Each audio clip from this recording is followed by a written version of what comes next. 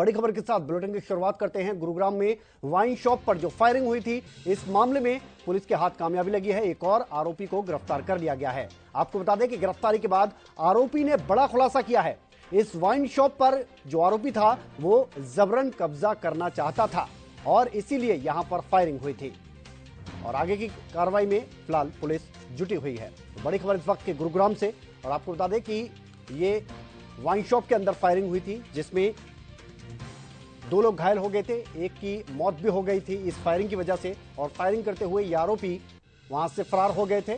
CCTV footage भी सामने आया था और ये जो तस्वीर हम आपको दिखा रहे हैं ये उसी आरोपी की है जिसने यहां पर फायरिंग की थी। अब बड़ा खुलासा हुआ है इस मामले में। खुलासा यह हुआ है कि जबरन इस वाइन शॉप पर कब्जा करना चाहते थे ये लोग और इसी वजह से डरा धमका रहे थे वाइन शॉप के मालिक को। फायरिंग इसी वजह से हुई।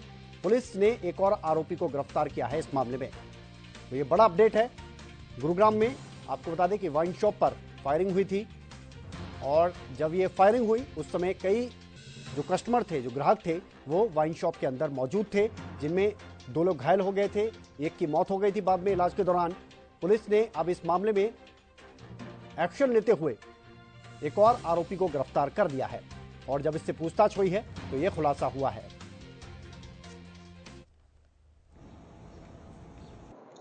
दिनांक 16/6/2023 को समय करीब 8:30 बजे पचगांव चौक में जो डिस्कवरी वाइन के नाम से जो ठेका है उस पर जो है 2 अज्ञात व्यक्तियों ने फायरिंग की थी, जिसमें 3 व्यक्ति घायल हुए थे, जिसके एक व्यक्ति की मृत्यु हो गई थी।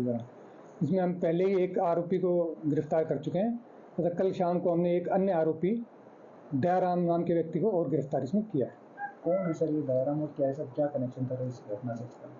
देखिए, दयाराम जो है ये एक लिपिन नेहरा है, बदमाश उसका ही पिता है और ये इसी षड्यंत्र में शामिल है, इसी वजह से इसको हमने गिरफ्तार किया। कहाँ से गिरफ्तारी हुई? इसको वाटिका चौक से हमने इसको गिरफ्तार किया। क्या कोई आपराधिक रिकॉर्ड भी है दयाराम? इसके पहले जो है 5 मुकदमे दर्ज हैं, जिसमें हत्या के प्रयास जैसे मुकदमे शामिल हैं। सर ये केवल अपने हरियाणा के थे या कोई बाहर दूसरे स्टेट में? मुकदमे इसके सारे गुरुग्राम के। तो ये अपने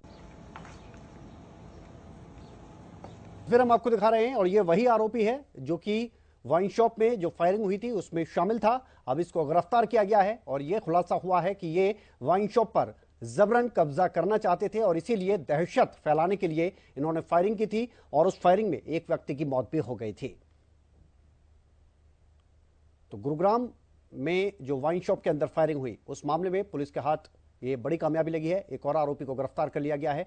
ये आरोपी वही है जो जबरन इस वाइन शॉप पर कब्जा करना चाहता था। इसके अगर बात की जाए तो इसे वाटिका चौक से गिरफ्तार किया गया और जिस तरह से अधिकारी की तरफ से बताया गया है तो उन्होंने बताया कि इस पर पहले भी मामले दर्ज हैं जो कि सभी गुरुग्राम में ही दर्ज हैं।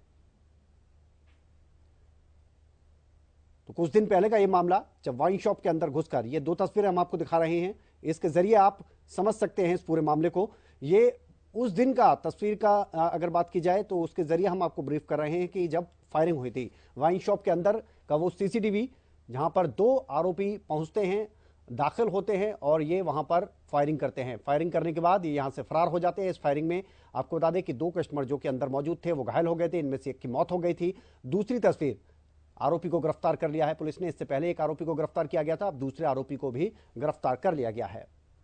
संजय राठौर हमारे साथ जुड़ गए, हमारे संवाददाता। संजय, बड़ा खुलासा किया है और क्या इसने पहले भी कुछ इस तरह की वारदात को अंजाम दिया था जिससे कि इस वाइन शॉप पर यह कब्जा कर सके?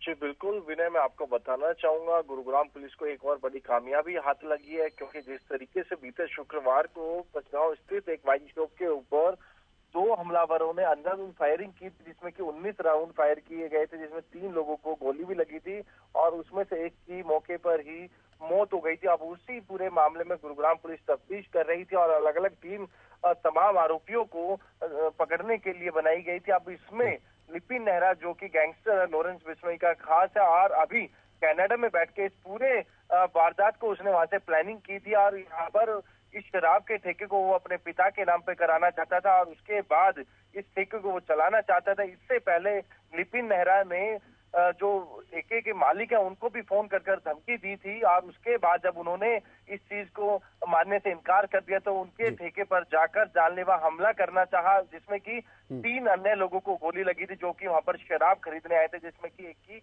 मौत हो गई थी। अब लिपिन नेहरा जो गैंगस्टर, उसके पिता दयाराम नेहरा को अब गुरुग्राम पुलिस ने गिरफ्तार कर लिया है, क्योंकि इस पूरी जो प्लानिंग के बीच में कहीं ना कहीं दयाराम नेहरा का भी नाम शामिल था, क्योंकि दयाराम के बिल्कुल टच में लिपिन नेहरा था और लगातार कनाडा से बैठ के इस पूरी प्लानिंग को अंजाम दिया गया था। और उसके बाद अब गुरुग्राम पुलिस को एक बड़ी कामयाबी मिली है, क्योंकि लिपिन नेहरा अपने पिता दयाराम के नाम पर इस ठेके को कराना चाहता था। जी हाँ संजय, ये जो अब गैंग वाला एंगल इसमें सामने आ रहा है, कौन सी गैंग का नाम सामने आ रहा है?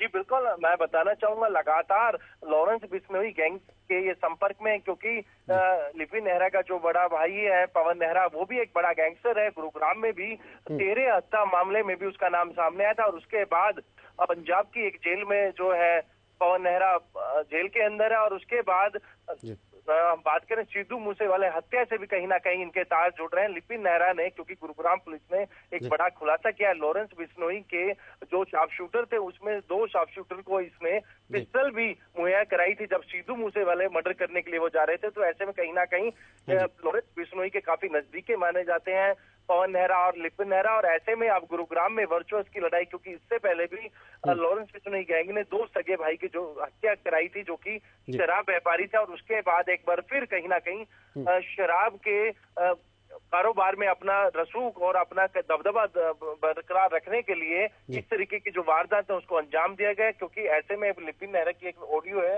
वो भी लगातार वायरल हो रही है, जिसमें लिपिन नेहरा कह रहा है कि आप ये ठेके मेरे पिताजी के नाम करा दीजिए, जो भी आपको रकम चाहिए वो हम आपको देंगे। लेकिन उसके बावजूद उसने इस बात से इनकार किया, तो उसकी वाइन शॉप पर इन्होंने अंधाधुंध फायर करा दी, जिसमें कि एक व्यक्ति की मौत भी हो गई। जी बेहद शुक्रिया संजय इस तमाम जानकारी के लिए। तो ये बड़ा खुलासा किया गया है पुलिस की तरफ से। आपको बता दें, जब इससे सख्ती से पूछताछ की गई आरोपी से, तब इसने ये बताया कि वाइन शॉप पर कब्जा करना चाहते थे जबरन, और इसीलिए दहशत फैलाने के लिए ये फायरिंग की गई थी।